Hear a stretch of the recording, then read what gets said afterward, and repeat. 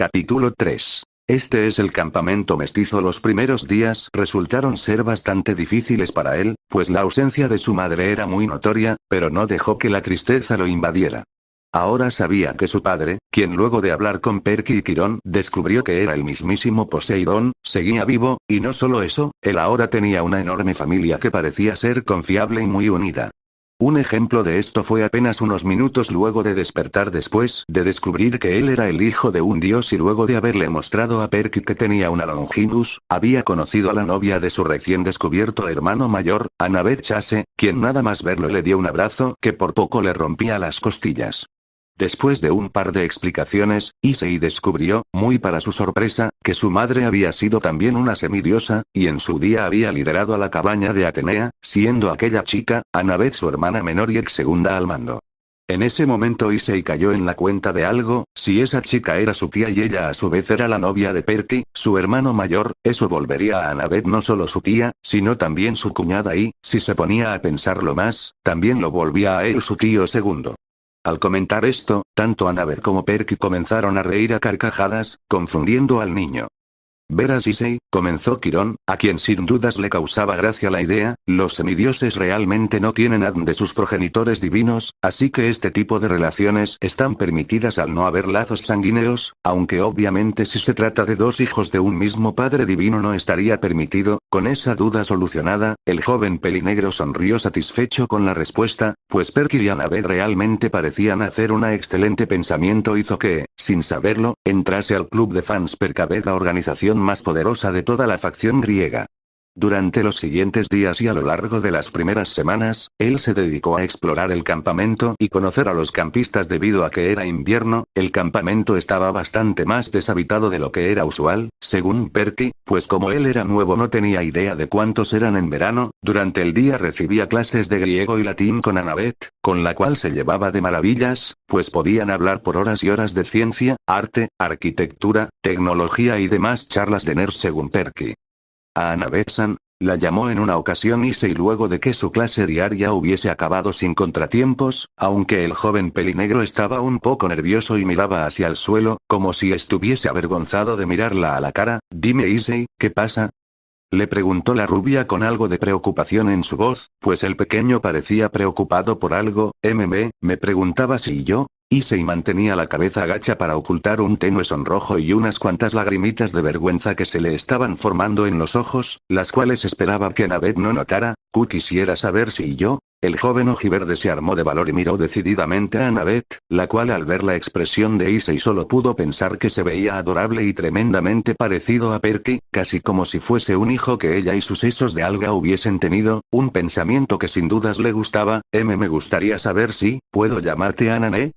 Esto último lo dijo mucho más fuerte de lo que pretendía, pero estaba muy nervioso. Esa chica lo había tratado muy cariñosamente desde que había llegado al campamento mestizo, lo que sumado al parecido físico que tenía con su madre y el hecho de que era la novia de su hermano, habían ocasionado que él se encariñase mucho con ella y por esto quisiese llamarla de una forma especial. Al oír la petición hecha por Issei, Annabeth simplemente le sonrió mientras asentía. Claro que puedes Issei, entiendo que en Japón los honoríficos son importantes y que tú quieres llamarme así para demostrar tu cariño. Tras decir esto, la rubia abrazó de forma maternal al joven japonés, pues no podía negar que ella también le había tomado mucho cariño en esas semanas que habían convivido y se había jurado a sí misma el cuidarlo y educarlo en el lugar de su hermana. Toda esta escena fue observada por Perky, quien nada más ver la escena supo que Annabeth sería una gran madre en el futuro, aunque el pensar en tener hijos aún le parecía algo muy lejano. La idea no le desagradaba en lo más mínimo. Al mediodía, Issei almorzaba junto al lago de las canoas con su hermano y Annabeth, los cuales le narraban sus aventuras vividas desde la llegada de Perky al campamento, hace ya 8 años. Estas historias maravillaban a Issei, pues era increíble saber los grandes logros que tenían ambos, aunque los logros que más lo impresionaban eran los de su hermano, pues a pesar de parecer un chico normal apenas graduado de la universidad, y por los pelos, él se había enfrentado a un mundo lleno de monstruos y dioses desde que tenía 12 años, y gracias a él el mundo se había salvado incontables veces. Aunque Issei pudo darse cuenta de algo con cada historia que ellos le contaban, parecían tener recuerdos dolorosos, por lo que dedujo que ellos habían perdido a personas importantes para ellos en esas misiones. Con esto, aprendió que la vida de un semidios nunca es fácil, y siempre estaba marcada por la tragedia, la muerte y el sacrificio. Luego de almorzar tenía lecciones sobre monstruos con Quirón, el cual le enseñaba todo lo que sabía y se maravillaba al ver cómo Issei absorbía todo el conocimiento que se le impartía. Sin duda alguna estaba frente a un auténtico prodigio en el estudio, incluso para los estándares de la cabaña de Atenea. En una ocasión mientras Issei estudiaba por su cuenta y Quirón leía una novela de misterio, Issei hizo una pregunta que sorprendió al viejo centauro. Quirón-sensei, lo llamó. Dime Issei, contestó levantando la mirada de su novela para observar al jovencito. ¿Cómo era ella? Preguntó. ¿Cómo era? Dudó un poco en seguir con la pregunta por unos segundos. Mamá cuando estaba aquí. ¿Cómo era Mayumi? Quirón sonrió con melancolía al pensar en su antigua alumna. Ella era muy parecida a ti Issei. Esa respuesta sorprendió al pelinegro. ¿Parecida a mí? Así es, el centauro bajó su libro, marcó la página en la cual se había quedado y lo cerró, para así poder prestarle atención al joven japonés. Tú me recuerdas muchísimo a ella, haces las mismas preguntas que ella solía hacer, tienes el mismo amor por el conocimiento y siempre buscaba aprender más, justo como tú. Una pequeña sonrisa se formó en su rostro al recordar un hecho en específico. Recuerdo que una vez mencionó que ella soñaba con ser una profesora y hasta dónde se lo logró al oír a Quirón decir eso, y se asintió con una sonrisa, pues su madre sí que había cumplido su sueño al ser capaz de graduarse de la universidad con honores, aún habiendo tenido que cuidar de él en ese mismo periodo de tiempo, y se había convertido en una profesora de la Academia Kuo para señoritas. Oka-san siempre amó su trabajo, mencionó Issei. Recuerdo que de pequeño me decía que le gustaría verme como profesor en el futuro. En ese momento, Issei amplió los ojos, quizás Supero podría continuar con su sueño. Veo que tuviste una idea Issei. Él asintió con una amplia sonrisa. Voy a ser un profesor. Una nueva determinación había surgido en Issei, pero no pienso esperar a ser mayor. Quirón se confundió ante esto, no creía que aquel niño de 12 realmente planeara lo que creía que planeaba, ni siquiera los mejores hijos e hijas de Atenea aspiraban a tanto como él. Muy seguramente era su lado de Poseidón y su nueva naturaleza como dragón el que lo motivaba a llegar más alto que nadie. El viejo maestro sonrió. Sin lugar a dudas Mayumi estaría orgullosa de ver a su hijo apuntar a lo más alto. Luego de las lecciones con Quirón, Issei tenía clase de manualidades con las ninfas, las cuales se impresionaban al ver el talento que demostraba el niño en las artes, demostrando excepcionalmente que él era un digno legado de Atenea. Muchas de estas ninfas estaban seguras de que él sin duda tenía futuro en esto, pero él negaba constantemente diciendo que él ya tenía una meta en la vida y se tomaría el arte como un hobby, aunque ellas opinaban que esto era un desperdicio de su potencial. Luego de manualidades competía contra las dríadas en carreras por el bosque, pero al igual que todos los mestizos, a excepción de unos pocos hijos de Hermes y del único hijo de Dionisio, mordía el polvo miserablemente. En las sorprendentemente sabias palabras de su hermano, era realmente frustrante ser más lento que un árbol. Más entrada la tarde, era hora del entrenamiento de combate, el cual era de vital importancia para él, pues al ser hijo de uno de los tres grandes y además ser el actual dragón emperador rojo, su aroma atraería a los monstruos más peligrosos, poderosos y agresivos de todos.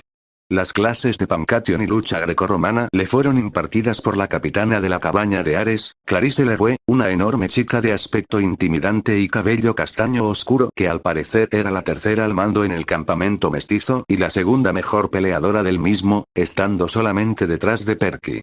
Basta con decir que era aplastado cada vez que entraba al ring, pues Clarisse era sin duda alguna una oponente de temer, aunque luego de un tiempo aprendió cómo lidiar un poco con ella, al menos lo suficiente como para no salir con los huesos quebrados. Dentro de todo, y a pesar de su forma de ser ruda y algo odiosa, Issei se llevaba bien, o al menos en la medida de lo posible, con ella, y entre descansos charlaban aunque a veces estas charlas derivaban en otra pelea. Un buen ejemplo era la charla que estaban teniendo en ese momento. Oye Clarisse Nee-san, comenzó Issei, el cual había empezado a llamarla de esa forma luego de unas semanas practicando, aunque a ella le fastidiaba que la llamara de esa forma, cosa que solo motivaba a Issei a seguir llamándola así solo para molestarla. ¿Ahora qué quieres cerebro de sushi? Le preguntó ella toscamente mientras le daba un sorbo a una lata de Coca-Cola que había pedido de contrabando por la cabaña de Hermes, pues no podían obtenerse bebidas de mortales en el campamento a no ser que hablaras con el campista de la cabaña 11 correcto. La castaña tenía un mal presentimiento. ¿Es cierto lo que me contó Aniki sobre su primer día aquí? Preguntó con malicia y con una sonrisa zorruna el ojiverde, causando que ella se atragantase con su bebida y ésta saliese despedida por su nariz. ¿Qué tanto sabes? Ella algo temerosamente le exigió respuestas al joven hijo de Poseidón. Esa información era peligrosa para su reputación entre los novatos, solamente los más veteranos conocían los detalles. O, quién sabe, un brillo malicioso que solo había visto en los Stoya, Perky y Leo se reflejó en los ojos de Issei. Aniki mencionó algo sobre gárgaras y tuberías de inodoro. Clarice tragó duro ante esto, pero decidió que no se dejaría amedrentar por el hermano del pringado sesos de alga. Escucha, mocoso, ¿cómo se te ocurra mencionarle a alguien? Dejó la amenaza en el aire, pero Issei no se pensaba dejar amedrentar. ¿Qué harás? ¿Meterme la cabeza en el inodoro? Aniki mencionó que cuando lo intentaste con él no te resultó muy bien que digamos. Casi al instante se arrepintió de decir eso, pues Clarice se levantó y se le lanzó de lado con todo su peso desplazado a su hombro, cayéndole encima y aplastándolo por completo. Y su nombre es John Cena. Tuturtu, fue la burla de Drake, el cual veía y se reía de la situación en la que su portador se había metido estúpidamente de forma voluntaria. Si por algún milagro lograba sobrevivir a las prácticas con Clarice, Issei tenía prácticas de tiro con arco impartidas por un chico rubio de ojos azules llamado Will Solace, actual capitán de la cabaña de Apolo. Issei y Will se llevaban muy bien, y Will era un excelente instructor, pues en poco tiempo Issei tuvo una mejoría notable con el arco, no para llamarse a sí mismo un experto, pero no se le daba tan mal. Tal vez tengas futuro en esto si practicas, mencionó Will en una ocasión en que Issei consiguió dar en el blanco en 3 de las 5 dianas que estaban colocadas para que los novatos practicaran. No lo sé, le respondió el joven japonés, creo que el arco no es lo mío. Bromeas, ¿verdad? Le replicó el rubio, pocos novatos le atinan 3 de 5 con tan poco entrenamiento. Es que realmente no me siento a gusto con el arco. Ante lo dicho por Issei, Will tuvo que ceder, pues a decir verdad desde la primera clase que tuvieron pudo notar que si bien a Issei no se le daba mal, no era su arma predilecta. En ese mismo curso aprendió que por nada del mundo debía confiar en la puntería de su hermano, pues Perky tenía un auténtico don para ser terrible en arquería, y tras cierto evento que involucró ponis fiesteros, competencias deportivas, Perky medio ebrio y el arco mágico del dios Apolo, supo que si Perky estaba detrás del arco lo mejor que podía hacer era esconderse en un búnker subterráneo y rezarle a medio panteón grecorromano por salir ileso. Para finalizar el entrenamiento diario, Issei debía entrenar esgrima con su hermano Perky, el cual era un auténtico demonio. Issei se sentía muy pero que muy inferior a Perky en el aspecto de la esgrima, pues ni por asomo llegaba a igualar la destreza de su hermano. A sus ojos parecía que la espada de Perky fuese una extensión más de su brazo y su estilo era como si luchara contra el mar, metiéndose en cada recoveco, usando cada movimiento a su beneficio y aprovechando cada apertura para atacar. También se preguntaba si algún día él podría llegar al nivel de Perky. ¿Eso sería posible siquiera? No lo sabía, pero se juró nunca dejar de intentar hasta lograrlo. En cuanto a la relación de ambos hermanos, pues la respuesta era simple, ambos se llevaban de maravilla. Issei idolatraba a Perky, teniéndolo como su ídolo y ejemplo a seguir. Un héroe en toda la extensión de la palabra. Perky también se llevaba de maravillas con Issei, lo protegía de cualquier amenaza, lo entrenaba en el uso de sus poderes, le enseñaba la mejor forma de desenvolverse en el mundo mitológico, le narraba algunas de sus aventuras, gastaban bromas juntos y en términos generales se lo pasaban en grande.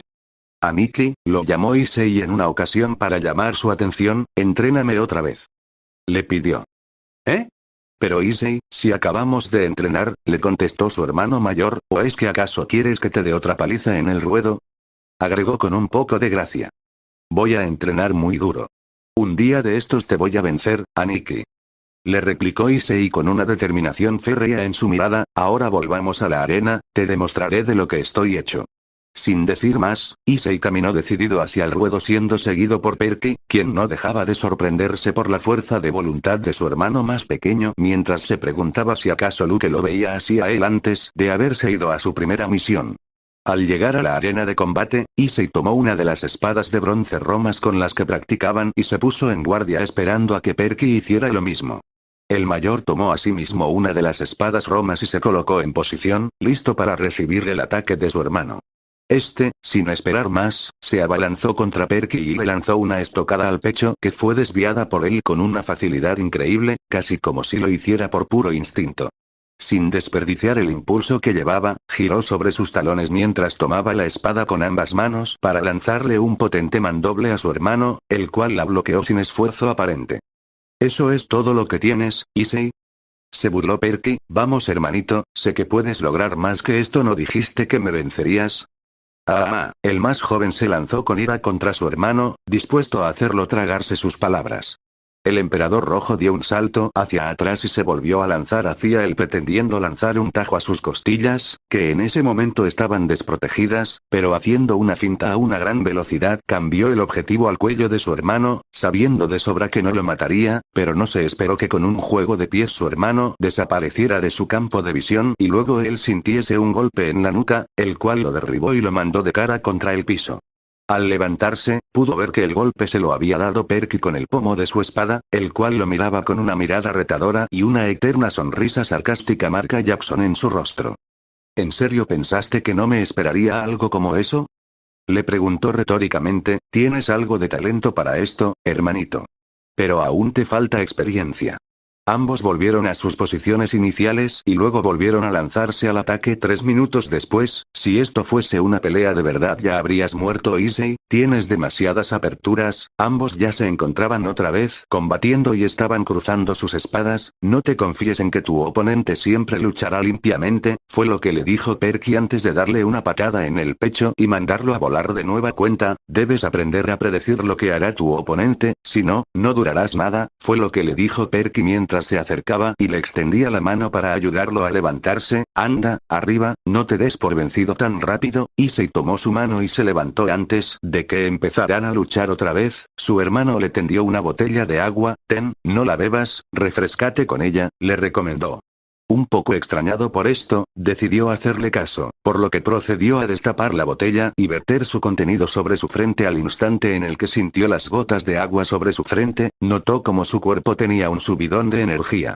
Sus brazos se sentían más fuertes, sus raspones y heridas desaparecieron como si nunca hubieran estado ahí, su cuerpo se sentía muchísimo más ligero y la empuñadura de la espada se sentía extraordinariamente cómoda. Ahora sí.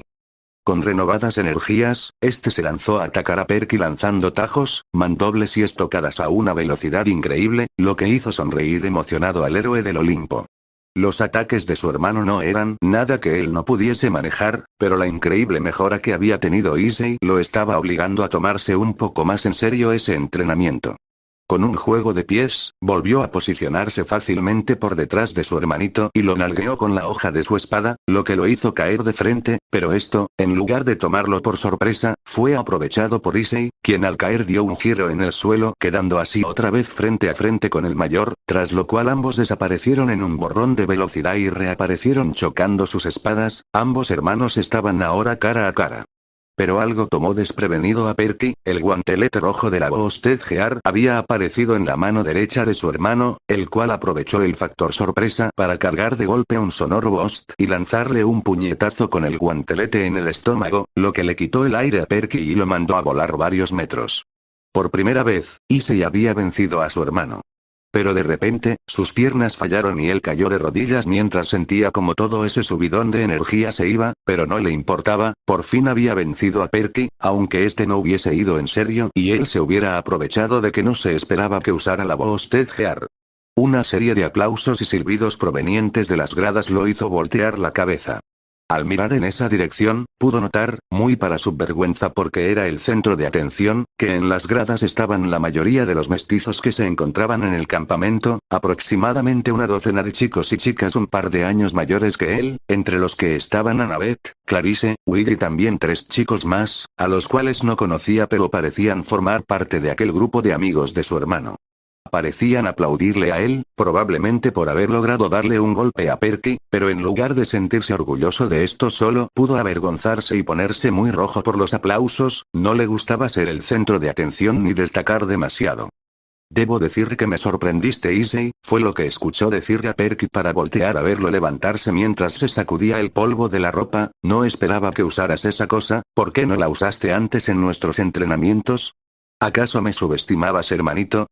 Fue lo que dijo con una sonrisa burlona en su rostro. Quizás con eso me podrías haber vencido un poco antes. Claro que no, Aniki.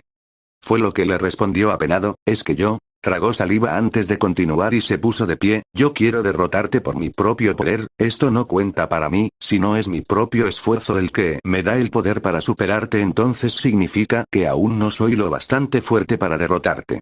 Al oír a su hermano decir eso, Perky se acercó a él y le dio un coscorrón que le sacudió un poco el cerebro. Oye, ¿a qué vino eso? Se quejó el menor mientras se sobaba la cabeza. No pienses de esa forma, le reprendió Perky con una expresión seria que pocas veces se le veía. Siempre tienes que darlo todo en una pelea, no importa contra quién sea, aun si es contra mí o contra quien sea. Su expresión se suavizó luego de esto. Si naciste con esa cosa, entonces deberías aprovechar el poder que te da, es una gran ventaja.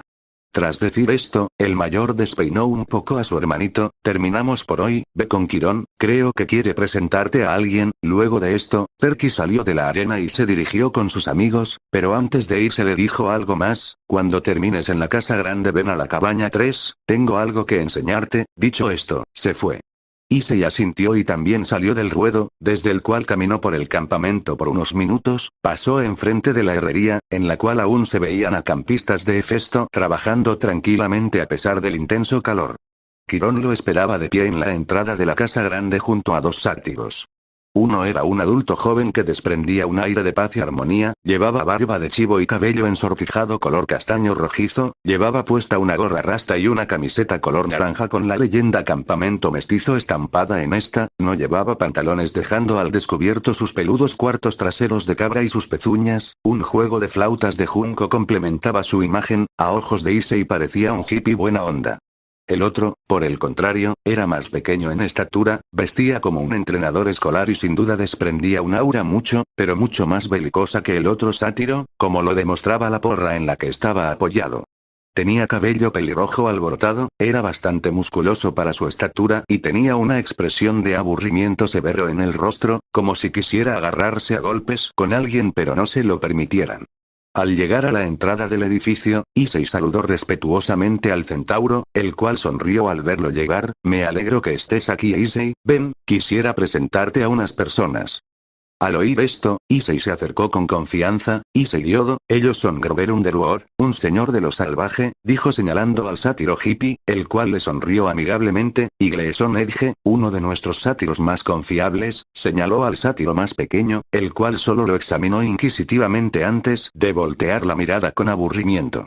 Al oír sus nombres, Issei se inclinó respetuosamente. Es un gusto conocerlos, Underwood-sama, Edge-san. El uso de los honoríficos confundió a ambos sátiros, sin duda a ellos les sonaban raros. Venga Issei, llámanos por nuestros nombres, le contestó de forma relajada y amable Grover. Sin duda le incomodaba el ser llamado Sama sin saber lo que significaba, por lo que optó por pedirle que lo llame por su nombre. ¿No es verdad, entrenador? El otro sátiro solo bufó como respuesta, restándole importancia. Ignorando la actitud de su compañero, Grover decidió seguir hablando. Como dijo Quirón, mi nombre Grover y como ves soy un sátiro. Una risita por parte de Issei por lo obvio del comentario lo hizo sonreír. Es un gusto conocerte. Así que este mocoso es el hermano del Yogurin Jackson. Fue lo que dijo ahora Gleeson con fastidio. No parece la gran cosa, Quirón, comentó toscamente, lo que fastidió un poco a Issei por ser subestimado por aquel sátiro enano. Entrenador, yo no le recomendaría subestimar al joven Issei, podrá no parecer mucho, pero él también es hijo de uno de los 3 grandes y además tiene en su posesión una de las 13 Longinus. Al mencionar eso último, el entrenador abrió los ojos como platos y rápidamente tomó la mano de Issei y lo miró con ojos de cachorro. Por favor Yogurin, muéstrame esa superarma. Le imploró el sátiro con los ojos brillando. Las Longinus son el sueño de todo entusiasta de las armas.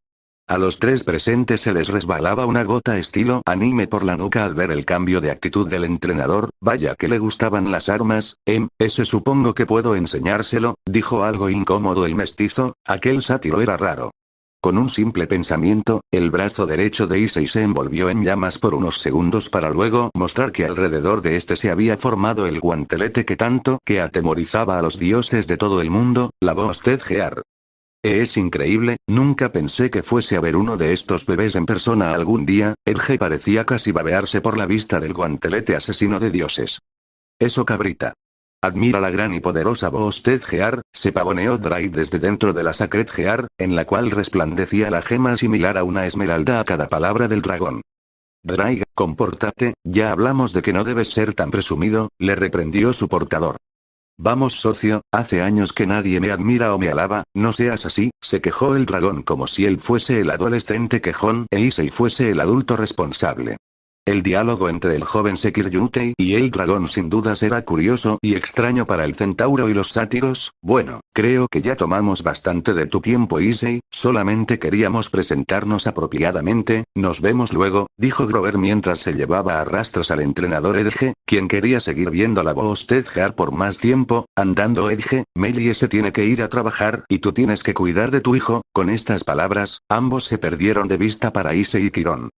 ¿Eso fue todo lo que necesitaba Kiron-sensei? Fue lo que preguntó Issei luego de unos segundos de silencio. ¿Eh?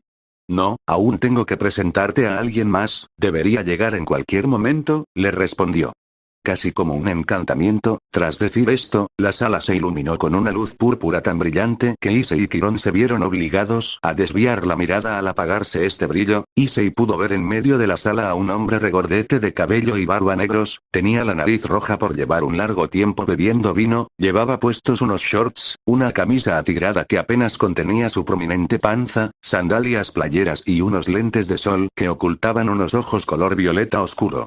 Para Issei, aquel sujeto a pesar de no parecer la gran cosa, irradiaba un enorme poder, además de irradiar un aura de locura, diversión, excesos, violencia y otras muchas experiencias que no podía reconocer aún.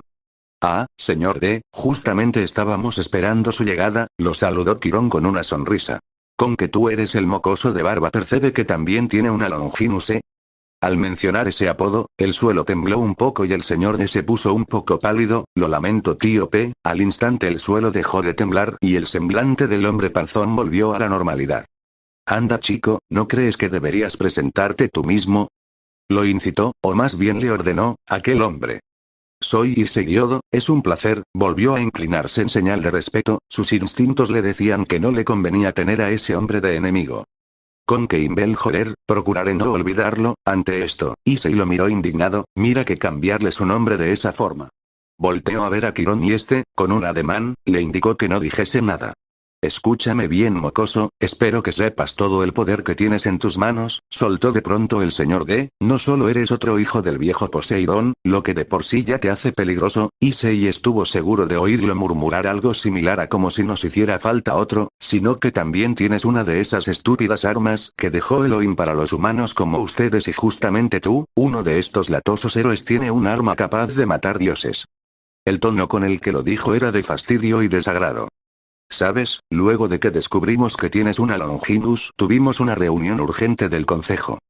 Issei no comprendió a lo que se refería de qué consejo hablaba. Casi como si le hubiese leído la mente, el hombre panzón le dijo, como parece que tu primitivo cerebro no comprende lo que te digo, permíteme presentarme apropiadamente. Sin aviso previo, el señor D resplandeció en color púrpura, el ambiente se llenó con olor a uvas y la silueta aún visible de aquel sujeto empezó a aumentar su tamaño.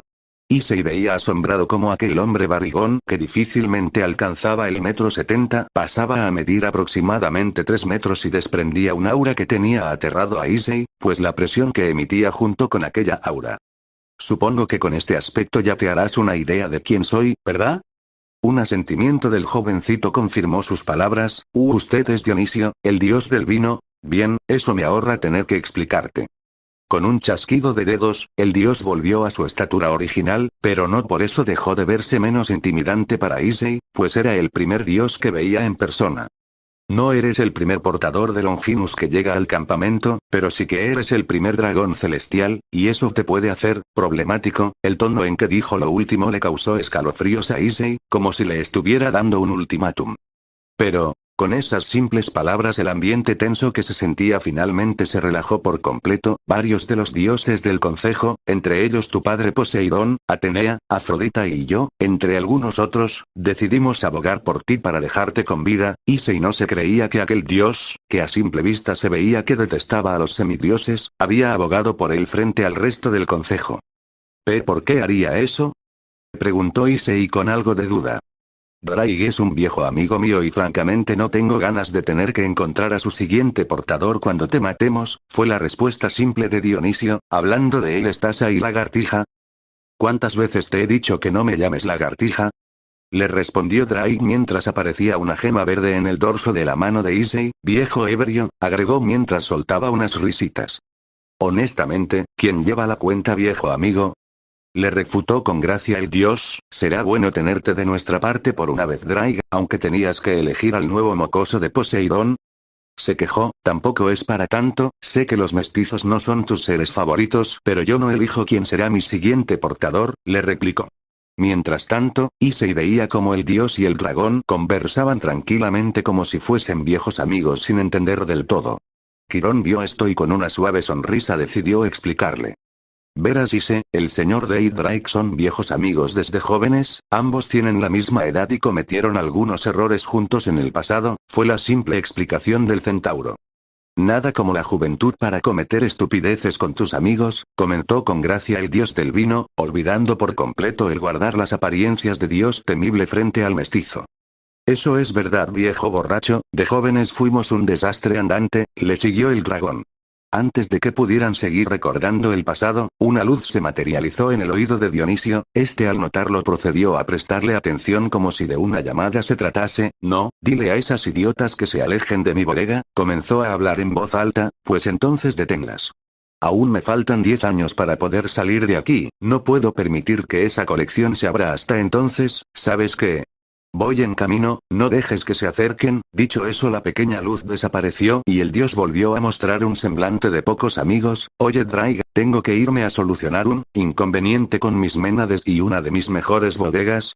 Seguiremos hablando después. Sin esperar respuesta, el dios desapareció en una brisa con aroma a uva. Aparentemente la audiencia con Dionisio había acabado por esta vez para Issei. Bueno, si ya no me necesitan aquí creo que debería irme, dijo Issei para luego de inclinarse respetuosamente a Quirón. Sí, sigue con tus actividades, joven Issei, si no me equivoco Perky te espera en tu cabaña, nos vemos después, le contestó y se despidió Quirón para irse trotando rumbo al campo de tiro con arco a darle clases a algunos de los consejeros.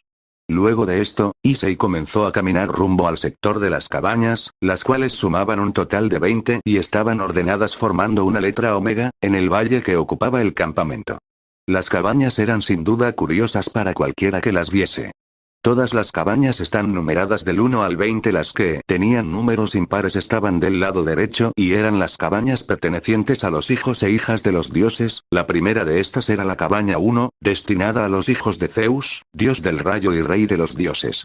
Esta fue construida en mármol blanco con grandes columnas blancas en la parte delantera, y posee puertas de bronce pulidas que relucen como un holograma, de modo que mirándolas de diferentes ángulos parecieran rayos. Según su hermano, esta cabaña sin dudas era apropiada para el enorme ego que tiene el dios Zeus. Las cabañas con números pares estaban del lado izquierdo y estaban destinadas a los hijos e hijas de las diosas, siendo la primera de estas la cabaña 2, dedicada a Hera, diosa del matrimonio y reina del Olimpo. Esta cabaña es honoraria, pues ella no puede tener hijos semidioses. Esta cabaña es muy similar a la cabaña de su marido, Zeus. Está elegantemente hecha de mármol y decorada con delgadas columnas blancas y guirnaldas de granadas y flores. Las paredes están talladas con imágenes de su símbolo, el pavo real. Cabe decir que estos le dan escalofríos al que los viese, pues parecían seguirte con la mirada y daba la impresión de que te atacarían si intentaras entrar a aquel edificio. Issei se encaminó rumbo a la cabaña 3, la segunda del lado derecho, dedicada a su padre Poseidón, el dios de los mares. A diferencia de la cabaña de Zeus, que estaba construida en mármol blanco y estaba diseñada para parecer un enorme templo que te hiciera sentir intimidado, la cabaña de Poseidón era una cabaña baja, larga y sólida, con todas las ventanas mirando al mar. Los muros exteriores están hechos de piedra áspera gris con piezas de coral y conchas marinas, tal como si los bloques de piedra hubieran sido extraídos directamente del fondo del océano. Según las palabras de los amigos de su hermano, la cabaña 3 y la cabaña 11 eran las únicas cabañas en el campamento que no buscaban impresionar o resultar estrafalarias, sino que buscaban sentirse acogedoras para sus ocupantes. Mientras avanzaba hacia su cabaña, se dio tiempo para apreciar las cabañas restantes. Luego de la cabaña de Hera, en el lado izquierdo le seguía la cabaña 4, perteneciente a Deméter y a sus hijos. Su color es de un tono marrón claro. El techo de la cabaña es de césped real y plantas de flores y de tomates crecen en las paredes. También flores silvestres y rosas crecen en el porche. A Issei le gustaba esta cabaña, pues le parecía muy bonita. Sin duda los hijos de Demeter se esforzaban por mantenerla viva, por decirlo de alguna forma. Seguida de esta estaba la cabaña 6, perteneciente a Atenea, la cabaña a la que pertenecía su madre en sus épocas de guerrera del campamento. Esta es una cabaña pintada de azul y dorado, con un búho tallado sobre la puerta y con cortinas blancas. El interior tiene un taller y una biblioteca. La biblioteca se encuentra llena de estanterías con miles de libros y pergaminos antiguos, así como mesas y sillas para estudiar y leer. Cabe decir que a él le encantaba esta cabaña, pues allí podía leer todo lo que quisiera y sus tíos y tías lo trataban de maravillas, siempre alentándolo a seguir estudiando y ayudándolo a aprender lo que le resultase complicado. Siguiente a la cabaña de Atenea estaba la cabaña 8, dedicada a Artemisa, diosa de la cacería y la luna. Esta es un edificio plateado que Issei notó en su primera noche, que resplandece al caer el sol, como si reflejara la luz de la luna, aunque durante el día se ve como una cabaña normal.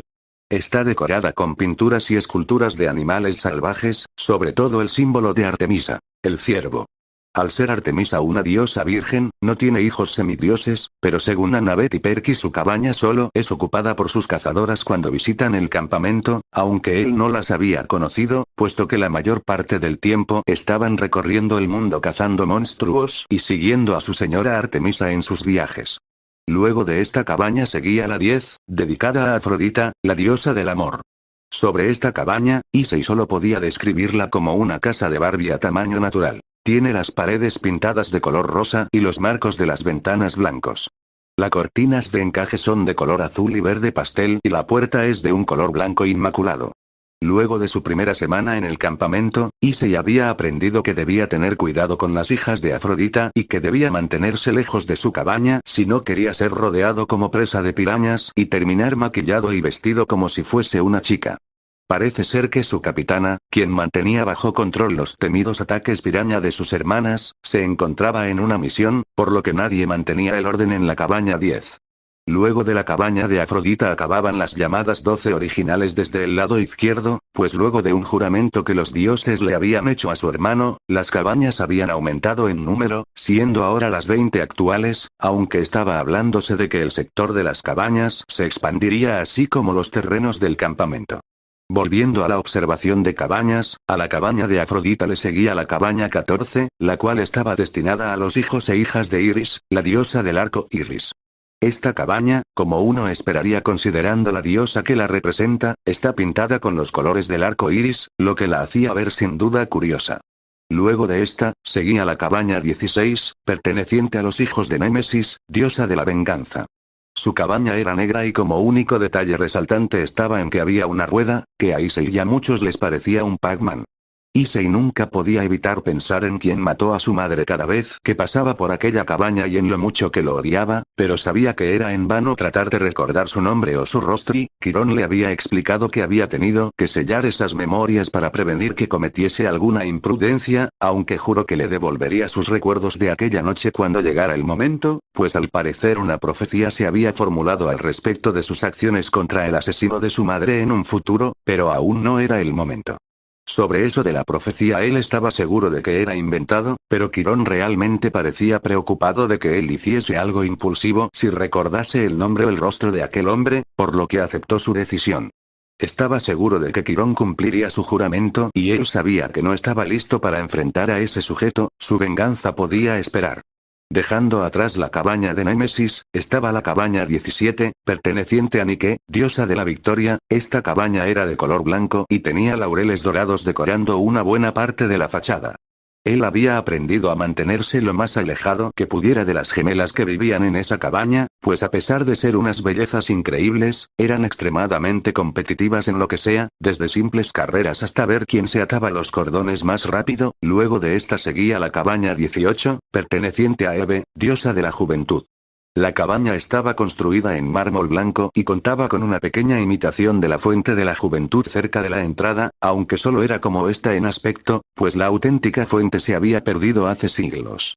Ya casi acabando con las cabañas de las diosas, seguía la cabaña 19, dedicada a Ptiche, diosa de la suerte, y su cabaña, como era de esperarse, tenía el aspecto de un casino de Las Vegas en miniatura.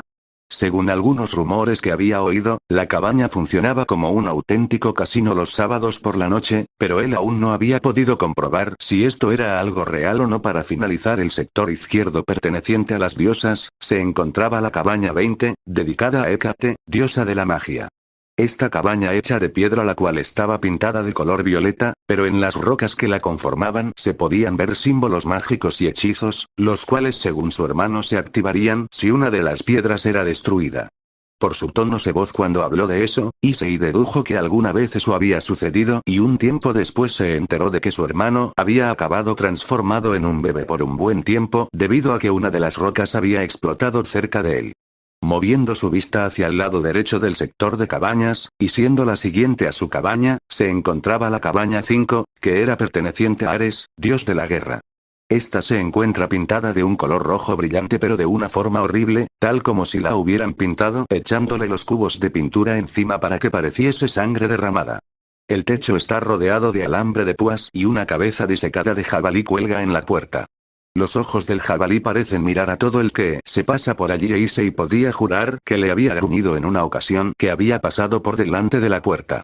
Esta cabaña era además la más ruidosa de las 20, pues casi todo el día se oía rock pesado a todo volumen saliendo de esta, así como ruido de peleas y de vidrios rompiéndose. La que la seguía era la cabaña 7, dedicada a Apolo, dios del sol, la poesía y la música. Si Issei debía describir a esta cabaña de una forma era, brillante. La cabaña estaba construida por completo en oro, por lo que durante todo el día reflejaba la luz del sol y costaba mucho verla directamente sin dañarse los ojos. Luego seguía la cabaña 9, la cabaña de Hefesto, dios del fuego y los herreros. Está construida por completo en acero y tiene chimeneas que recuerdan a una fábrica en miniatura. A Issei le encantaba pasarse por ahí casi tanto como por la cabaña de Atenea, pues estaba llena a rebosar de inventos que los hijos de Hefesto le dejaban curiosear, siempre y cuando no fuesen muy peligrosos, aunque le fastidiaba un poco que estuviese tan desordenada. Luego de la 9 seguía la 11, la cual pertenece a Hermes, dios de los viajeros, ladrones y comerciantes. Issei coincidía con su hermano en que la cabaña de Hermes es la que más se asemeja a una vieja y típica cabaña de umbral, está muy gastado y la pintura marrón apagada está desconchada. Esto se debe a su continuo uso como hogar temporal de los mestizos recién llegados, que aún no llegaban a la edad de 12 para poder ser reclamados, por lo cual estaba constantemente recibiendo y despidiendo nuevos mestizos. Encima de la puerta se puede observar el símbolo de Hermes, el cudáceo, decorando la entrada e identificándola como la cabaña de Hermes. Luego de esta venía la cabaña 12, dedicada a Dionisio, dios del vino y director del campamento. Esta cabaña está pintada de color morado y tenía vides de uvas creciendo en las paredes y el techo. En lo personal, a Issei no le parecía la gran cosa esta cabaña, pero para no acabar transformado en algo espantoso, decidió guardarse esos pensamientos para sí mismo, pues Dioniso no parecía el tipo de dios que tolerase ese tipo de comentarios. Después de la cabaña de Dionisio seguía la cabaña de Hades, la cual era la número 13. Las paredes de esta cabaña están hechas de obsidiana sólida y posee un cráneo colgando sobre la puerta. Tiene antorchas de fuego griego de color verde ardiendo las 24 horas al día. Fue diseñada principalmente por Nico di Angelo, amigo de su hermano, además del único hijo de Hades en el campamento, y construida con la ayuda de sus trabajadores muertos convocados desde el inframundo. Esta cabaña sin duda se veía intimidante y a la vez lujosa, parecía digna del dios de la riqueza y el inframundo. Para terminar con las cabañas y siguiendo a la 13 venía la cabaña 15, dedicada a Himnos, dios de los sueños. Él está hecha de paredes de barro y posee techos en punta. Una corona de flores de amápolas rojas cuelga encima de la puerta y en el interior puede verse, a través de las ventanas, que hay una chimenea con un fuego que siempre crepita. Del interior de la cabaña siempre sale música de violín suave y el aire cercano huele a ropa recién lavada y a flores de lavanda. Cada vez que Issei pasaba cerca de esa cabaña comenzaba a adormecerse, pues desprendía un aire de relajación increíble e irresistible. Finalmente, Issei llegó a la cabaña 3, que estaba sorprendentemente silenciosa, pero en cuanto abrió la puerta y encendió las luces se llevó un susto de muerte. ¡Sorpresa! Le gritaron un grupo de jóvenes adultos desde el interior, todos con las camisetas naranjas del campamento y bonetes de fiesta. Este grupo estaba liderado por su hermano Perky, el cual reía mientras Issei era abrazado por un enorme chico, el cual por poco y le rompía las costillas en ese abrazo mortal. ¡Hurra! Tyson tiene más hermanos. Tyson es hermano mayor. Exclamaba alegremente para desconcierto del japonés que estaba poniéndose azul por la falta de aire. Ya Tyson, tranquilízate, no querrás aplastar a nuestro hermanito, intervino Perky al rescate de su hermano menor. Luego de que Tyson, quien resultó ser su nuevo hermano Cíclope, lo liberara de ese abrazo rompecostillas, Issei pudo notar que toda la cabaña estaba decorada como para una fiesta. Además de sus hermanos, Annabeth, Clarice y Will, también se encontraban en la cabaña Grover y el entrenador Edge, los sátiros que había conocido más temprano, además de 3 chicos más que él no conocía. Así que tú eres el nuevo hermanito de Perky Issei, ¿verdad? Fue lo que le dijo la primera de las chicas, la cual tenía cabello rojo rizado y pecas en su cara. Yo soy Rachel Elizabeth Gare, la oráculo del campamento, es un gusto conocerte. Igualmente Rachel-san, le respondió Issei sonriendo. Mi turno, dijo un muchacho algo bajito y que parecía un elfo de Navidad pero latino. Hola Issei, creo que tú ya me conoces, pero en caso de que no me recuerdes, yo soy el gran Leo Valdez, el mejor inventor y mayor rompecorazones del campamento mestizo, fue lo que dijo con falsa arrogancia y mucho humor Leo. ¿Rompecorazones? Ya quisieras Valdez, murmuró la última chica desconocida con sarcasmo. Me dueles Cal, qué poca fe le tienes a tu novio, le contestó él con orgullo herido. Te recuerdo, dijo Issei sorprendido, tú eres el que apareció en la pantalla del auto aquella vez. Al oír esto, Leo dejó sus payasadas y asintió con la cabeza. Para terminar, yo soy Calypso, es un placer conocerte Issei, le dijo la última chica que al parecer es la novia de Leo. Ella realmente era una belleza, tenía ojos color almendra y cabello color miel atado en una cola de caballo. Es un gusto, respondió Issei con una sonrisa inocente, pero luego de acabadas las presentaciones una duda lo asaltó. Eto, el japonés miró a su hermano mayor, a Miki, ¿qué es esto? Fue lo que preguntó. Esto. Solo es una pequeña fiesta de bienvenida al campamento mestizo, le respondió Perky sonriendo ampliamente. Al oír esto, unas lágrimas de alegría se formaron en el rostro del hijo más joven de Poseidón mientras sonreía enormemente y veía a todas esas personas.